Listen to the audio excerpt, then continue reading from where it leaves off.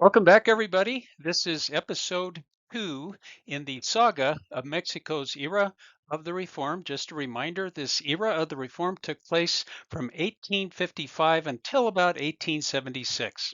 When we left off last time, I finished by discussing the first of three major reform laws, liberal reform laws, called Ley Juárez. As you'll recall, Ley Juárez partially suppressed the church and military fueros, remember the fueros, in an attempt to bring more equality under the law. The second of these reform laws was the Lerdo law, also known in Mexico as Ley Lerdo. This law is often viewed as the most contentious of the reform laws. More formally, just so you know, it was called the Law on the Seizure of Goods of Civil and Ecclesiastical Corporations. Ley Lerdo was implemented on June 25th of 1856. In general, here was the intent of this initiative as told by historian Walter Scholes. But before I get into reciting this quote, it matters to know the quote contains a word that you've likely never heard before. It's not very common, and that word, as you can see on the slide, is mortmain. Mortmain. Here's one definition I found for that word that I've included on the PowerPoint slide, and it is a legal arrangement in which a property owner, such as an ecclesiastical institution like a church, is barred from transferring or selling its property. Okay, so here's the quote by Walter Scholes about Ley Lerdo. Quote, the Ley Lerdo was intended to disamortize the land held in mortmain by the church. This law did not confiscate church property, and it did not deprive the church of its wealth. The property was to be sold and the proceeds turned over to the church, with the purchaser paying a 5% sales tax to the government.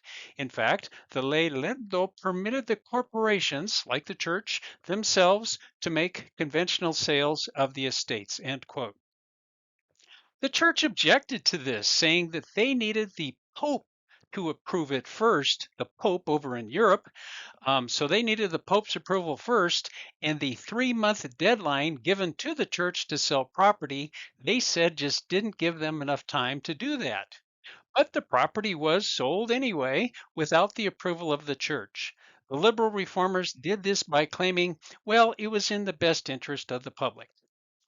Well, just as with the threats made by the church against those who followed the previous Ley Juárez in terms of the church withholding the blessed sacraments, those who faced the choice to abide by this law, Ley Lerdo, or not, either took the threat seriously and did not participate, or they gave back the lands they bought. So this left those who weren't even concerned really about eternal damnation, like land speculators and foreigners, to buy up all of these disamortized lands. So why did the government go after corporate property, but in particular church property? Here's one very important reason, and it involves a fair amount of statistics. So I'll try to be as clear as I can. But we have to step back to the year 1850. Around 1850, the population of all of Mexico was about 8 million people. Well, out of this 8 million, only 4,375 were clergy.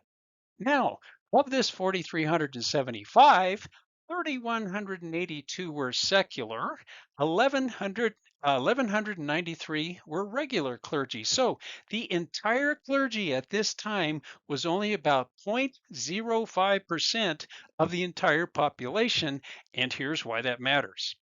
Many, maybe even most historians have tried to claim that the clergy at this time owned half of all of Mexico, half of all the real estate in Mexico at this time. But sources more reliable to me put that portion at about 20%, so that's what I'll go with. Now, out of the entire clergy of 4,375, there were 166. Okay, that's an important number. 166 who were what you could call the upper echelon. Now, these were the archbishops, the bishops, the real power guys, and so on. And these were the guys that enjoyed the benefits of the church's economic power. In other words, 166 guys, for the most part, controlled 20% of all of Mexico's property. This obviously was a concern that such a really small number of people controlled so much wealth and power. Here's another problem. Church property didn't get sold and resold, so that meant that all that economic wealth was stagnant, and that worked against economic prosperity, and it deprived the government of repeated property sales tax, which drastically lowered government revenues, which could have been used to serve the Mexican people. Now, I'm not going to even try to explain how these land laws worked, except to say it quickly became clear to everybody involved, including the government itself, the laws were not well enough thought out. There was a seriously burdensome record keeping. Many people immediately, not surprisingly, immediately started trying to find loopholes. So this resulted in hidden or occult landholdings, straw purchases, and the like. And the complexity of the whole thing made the situation just go out of control. This reform was meant to take land that had been in corporate hands, like the church, mostly meaning the church, and make it productive through resale. This hopefully into the hands of those who would actually use it for things like farming. Now, along with the church, communal lands operated by the Indians were also affected. Indigenous farming techniques were backward and they mostly resulted in only subsistence or survival farming, not surplus.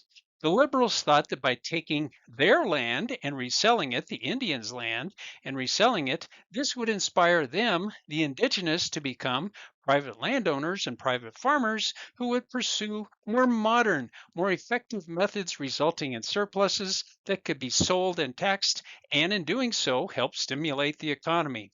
But here's the rub. The indigenous were almost all poor, and they didn't have the money to buy land. Well, so whose hands did much of this real estate end up in? Quite a bit of it was bought up by land speculators and foreigners who weren't much interested in the productive use of land in Mexico's nation building agenda. Instead, they were after profit.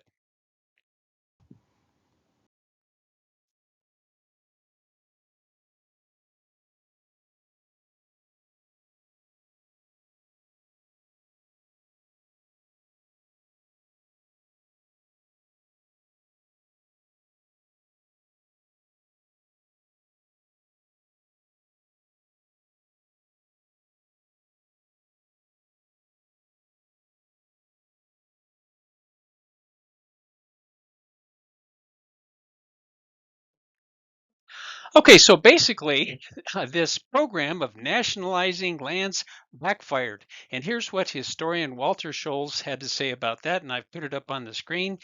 Quote, it hoped to rescue the needy, glorify work, and eliminate social afflictions. The legislation was badly drawn with the result that the land, in fact, made its way into the hands of speculators and of business interests who only wanted the poor to change masters. In 1973, a movie, which I put a clip of up on the slide here, a movie called Aquellos Años covered the era of the reform in mostly a historical manner. Did a pretty good job.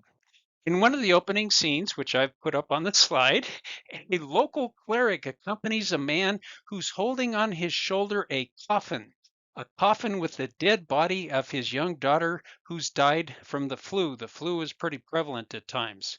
The two men enter a church and they ask the bishop for permission to bury her in the church. The bishop asks if the father has the means to pay for the burial. The cleric informs him he does not. To this, the bishop replies, well, he can just put salt on her and eat her then. Paradise costs. This scene might sound far-fetched, but more than one reputable historian has confirmed this actually did take place. So all of this leads us to the third reform law, commonly known as the Iglesias law or Le Iglesias. Le Iglesias was actually one of a series of laws that restricted the role of church within civil society. There's a little bit of background. What you might call the life cycle administration of birth, marriage, death, funerals, and so on used to be handled strictly by the church, and the church charged a fee for these services. This new law, Le Iglesias, and the other laws changed that paradigm. It was now the government that administered these life cycle events with the provision that anybody who met the government's definition of poor simply did not have to pay a fee. Other changes involved restrictions that included reducing the number of religious holidays, along with the introduction of more secular holidays to celebrate national events, the prohibition of religious celebrations outside church buildings, and limitations on the use of church bells, and the prohibition of wearing clerical garb when you were out in public. Well, once again, this claim by the liberal reformers, this claim of separation of church and state, was clearly hypocrisy, in my opinion, as evidenced by the suppression and oppression of the church, as I just described, with all these different restrictions and prohibitions placed upon the church. So the reform laws, Le Juárez, Le Lerdo, Le Iglesias, and the others, were clearly leading the country into a much more liberal, secular, and maybe even anti-church or anti-clerical political and governmental direction. So much so that in February of 1857, Mexico ratified a new constitution, which aptly became known as the Constitution of 1857.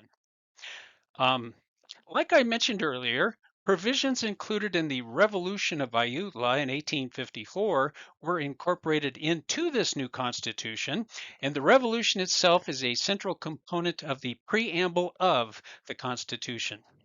That said, I'd like to cover some of the highlights of the Constitution of 1857. So we'll start with Section 1, which is titled Of the Rights of Man. So this is where many of the new liberal ideals were included.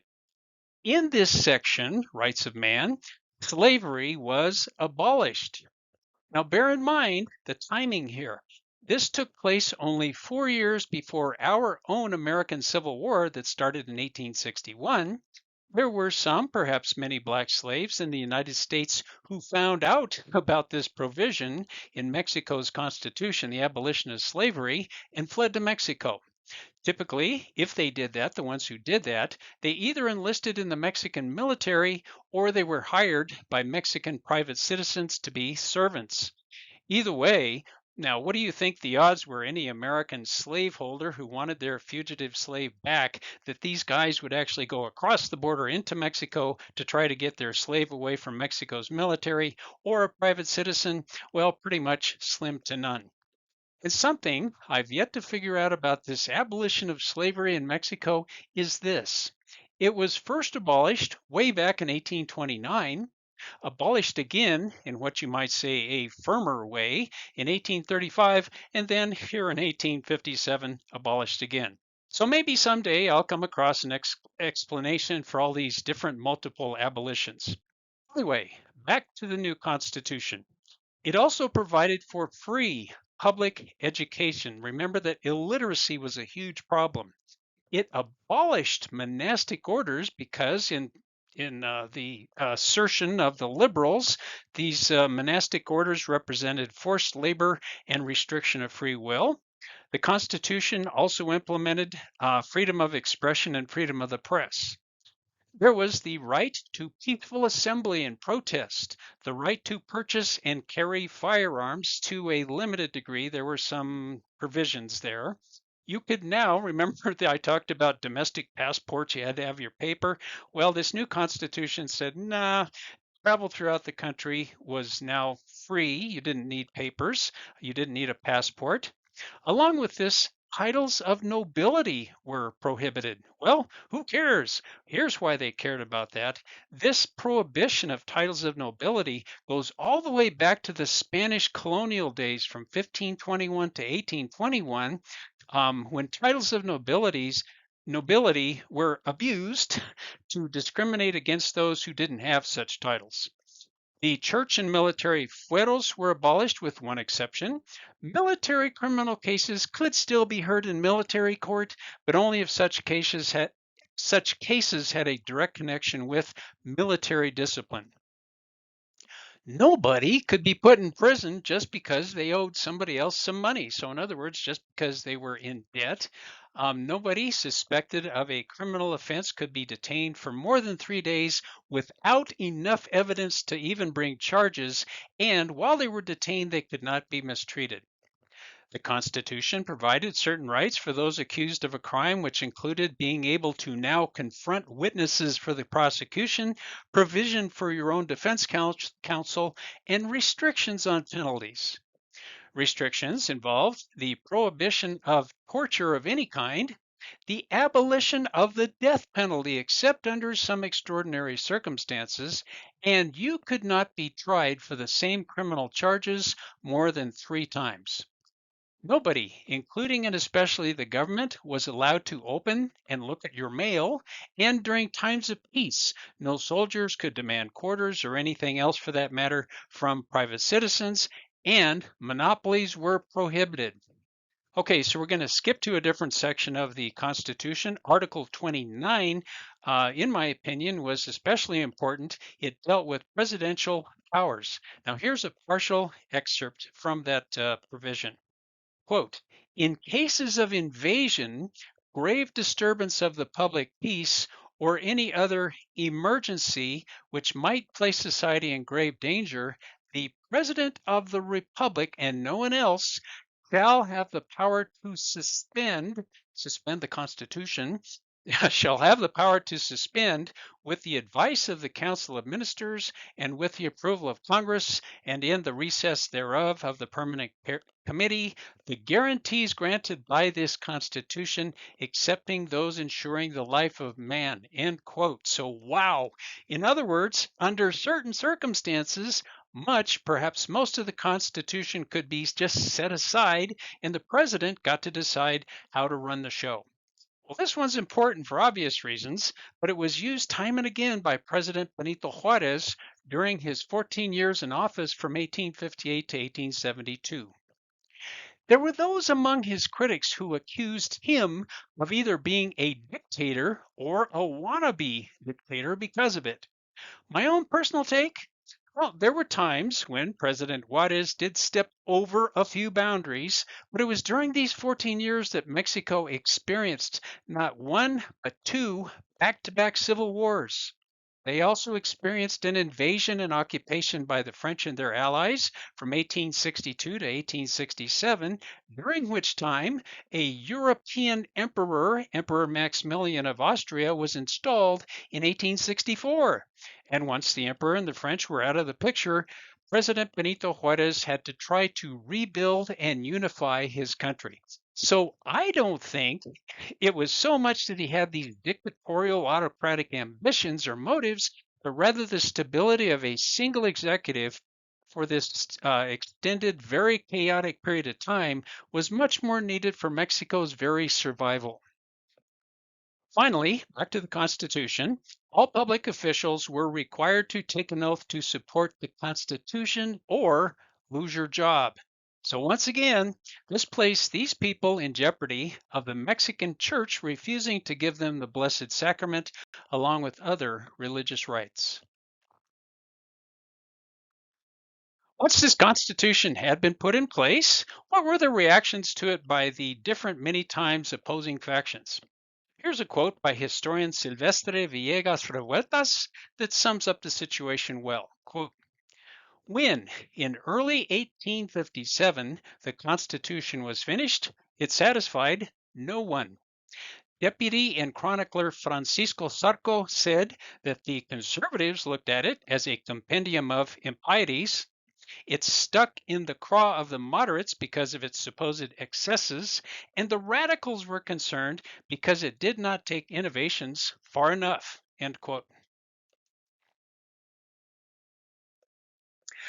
Okay, so a quick recap of what we've covered so far about the era of the reform. Now, in 1854, as you remember, the Revolution of Ayutla kicked the conservative dictator Santa Anna out of the presidency and out of the country and put forth liberal ideals and goals for the country.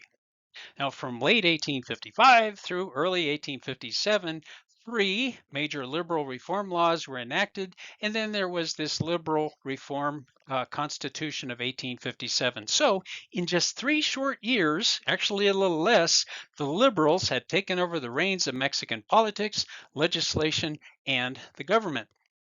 Conservatives, the church and the military, finally had reached their breaking point with all of this liberal stuff, and in late 1857, a civil war broke out that would last until early 1861. This was a war between the conservatives and the liberals. This came to be known as the War of the Reform. I'm not going to go into much detail about it, but I'll talk about some key aspects. So, how did this war start? In late 1857, December 1857, conservative general Felix Zuluaga revolted against the Constitution of 1857. This is also known as the Tacubaya Revolt. Now, the president at the time was a moderate liberal named Ignacio Comonfort, seconded this revolt, and then he stepped down and out of the presidency. So his abdication then elevated Benito Juárez into the role of interim president of Mexico.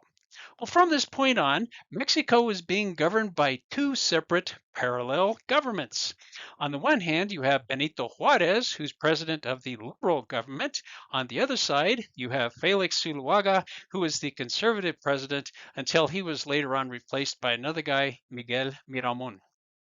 Over time, the liberals eventually got something important. They gained formal recognition by the United States, who by this time was pretty powerful, and conservatives did get the blessing of France, England, and Spain. Further into the war, both sides were struggling with ways to pay for the war, finance the war, and ultimately courted foreign powers for loans. By the end of the Civil War, early 1861, Mexico's finances and their infrastructure were left in ruins. But in spite of all the bloodshed and the ruin, January of 1861, the Liberals emerged victorious and the war was over. Not for long, and I'll get into that shortly. Now comes even more trouble for the nation of Mexico. Like I said, the War of the Reform left this country in financial ruins, and they owed huge debts to foreign powers, including England, Spain, and France. Now, President Benito Juarez saw no way to start paying off these loans because Mexico was either bankrupt or really close to it. So, the summer of 1861, he declared a 2-year moratorium on the payment of foreign debts. Needless to say, this seriously upset the people they owed money to, which included England, Spain, and France. Now, these three European powers that I just named met and they decided on a course of action against Mexico to start getting their money back. This turned into a treaty in October of 1861 called the Convention of London. The three nations agreed to actually go to Mexico and take over that country's most important Pacific and Atlantic ports, which in turn were Mexico's greatest source of customs revenue. Now, fairly quickly, Spain and England worked things out with Mexico and they just went back home to Europe. But the French, led by, guess who? Napoleon III, made it clear they were there for other reasons, which included staying there to invade and occupy Mexico. The French were interested also in territorial expansion. They wanted to stave off further expansion by the United States, who had a history of land hunger. They knew there was a lot of silver in Mexico, and they wanted to lay claim to a narrow strip of land between the Atlantic and the Pacific called the Isthmus of Tehuantepec. The Isthmus of Tehuantepec. Now, the obvious reason that they were interested in this isthmus It made for much easier interoceanic commerce and, as a result, global commerce. And it matters to know that Mexican conservatives played an important role in encouraging the French to come and invade, since they, the conservatives, hoped to overthrow the liberal government and rid themselves of the laws of the reform and get rid of the Constitution of 1857. But here are a few little secrets.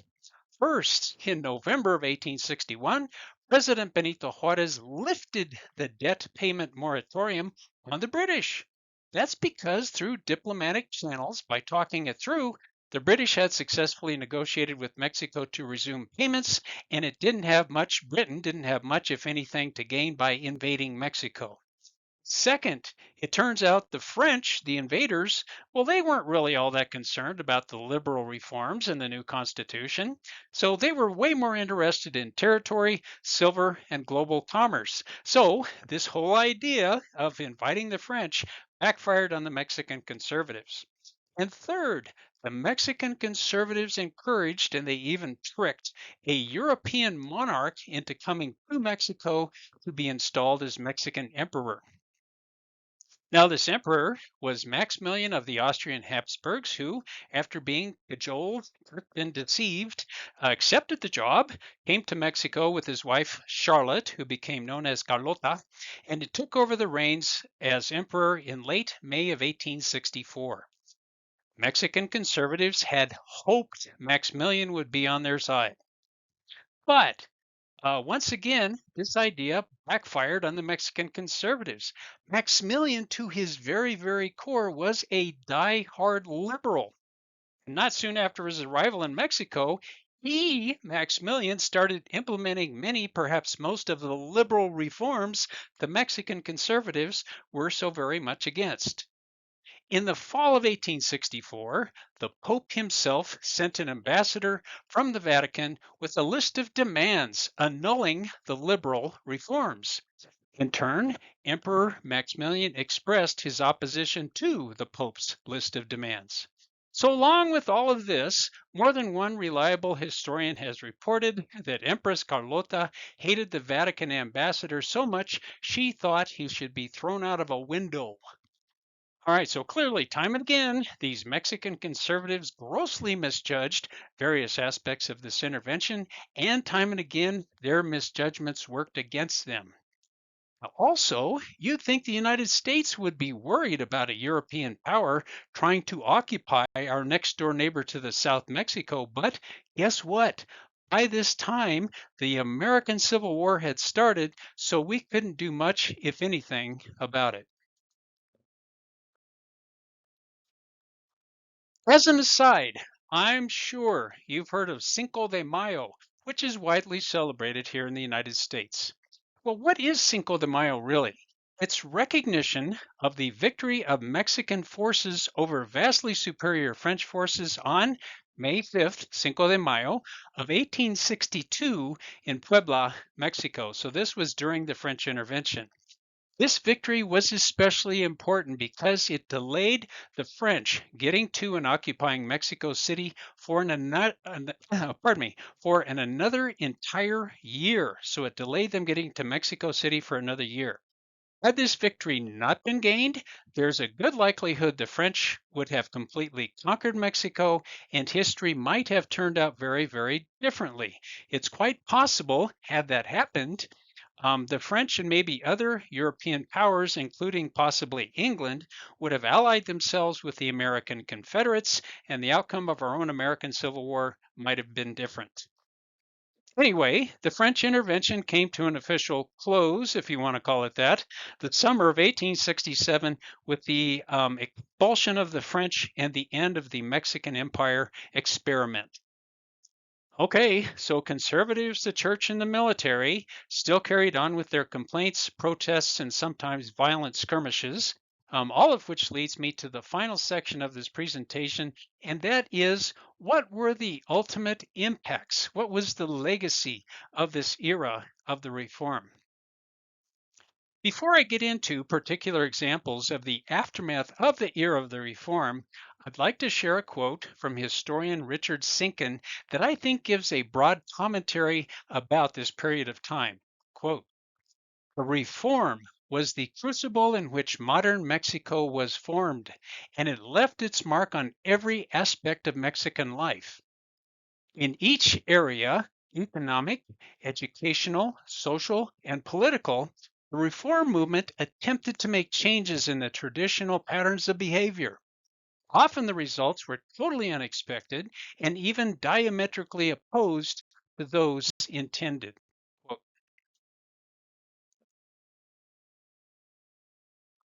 in this final section of my presentation, I'm going to talk a little about each of the four categories identified by Richard Sinkin and the legacy that the reform left. But before I do, I'd like to do just a quick recap of the series of events involved throughout the era of the reform and what led up to it. Okay, so start at the beginning, 1821. After a war for independence lasting from 1810 to 1821, Mexico finally got its independence from Spain. As is the case with probably any new nation, there was disagreement and chaos about how things should be run, how this nation should be governed, and it was this chaos which in the mid 1850s resulted in the era of the reform. Now, by the time the mid 1850s rolled around, a group of liberal intellectual reformers had grown and started to gather. Conservatives had installed a dictator, Antonio Lopez de Santa Anna, as national dictator in 1853, and the Revolution of Ayutla in 1854 had its main goal the ouster and exile of Santa Anna, and they succeeded. Now, once the liberal reformers had gained enough footing in the government, they started enacting a series of liberal reform laws. The first one, as you remember, was the Ley Juárez in 1855. This sought to reform the court systems that the church and military enjoyed that were separate from the public or civil courts that everybody else had to abide by. So remember the fueros. These separate courts were known as fueros. The next reform took shape in Ley Lerdo in 1856. This was probably the most controversial but impactful of the reform laws. This law sought to nationalize corporate properties, including those held by the church and communal lands of the Indians, put them up for sale, which would hopefully result in many more landowners and a stimulus to the economy. To say this plan backfired would be an understatement. Now, 1857, so-called life cycle events like birth, marriage, death, and funerals had been administered by the church, and there were fees associated with those events. In some, perhaps many cases, if you were too poor to pay the fee, you were just out of luck. Ley Iglesias in 1857 sought to fix that by having these events handled by civil authorities instead, and if you were too poor to pay, you didn't have to. Now, this same year, the Liberals enacted a brand new constitution aptly referred to as the Constitution of 1857, which implemented the liberal reforms. The enactment of this new liberal reform constitution of 1857 produced a swift, hostile, and very violent reaction from Mexican conservatives and the church. In 1858, a civil war between the liberals and the conservatives broke out, which, like every war, was bloody, brutal, and it drained the resources of the country. But by January of 1861, the liberals emerged victorious. Certain conservative factions, however, continued to engage in protests and violence and tried finding ways to undermine and overthrow Mexico's liberal government, now being headed by President Benito Juárez. By 1861, Mexico was in fact drained, including and especially financially. So they were either bankrupt or close to it. They owed huge debts to several nations, including England, France, and Spain. In summer of 1861, President Juarez decided his country needed some recovery time for its financial situation, so he implemented a 2-year moratorium on the payment of these foreign debts. Now, England, Spain, and France were not happy, so they got together, decided to go to Mexico to occupy many of its ports, which were some of Mexico's biggest sources of revenue. But pretty quickly, England and Spain figured things out, they worked things out, and they went back home. France, however, had bigger plans, which included the invasion and occupation of much of Mexico, and that became known as the French Intervention. During this time, between 1862 and 1867, during the French intervention, Mexican conservatives had appealed to Europeans to come to Mexico and install a European emperor. It's a long story, but they finally managed to convince Maximilian of the Austrian Habsburg dynasty to take the job. The French intervention, along with a European emperor, didn't work out. The French were expelled, Maximilian was captured, put on trial, and executed June of 1867. Thus ended the French intervention in 1867. So for the 9 years after that, from 1867 to 76, President Benito Juárez still had to contend with conservative antagonism, hostility, and even more violence. But he also went about trying to improve Mexico's infrastructure, education, and economy. President Juárez, died in 1872, and this is about the time a man named Porfirio Diaz began his efforts to take over the presidency. Okay, Porfirio Diaz was successful in gaining the presidency in 1876, which he rather quickly turned into a dictatorship. His dictatorial rule lasted for about 35 years, from 1876 all the way up until 1911.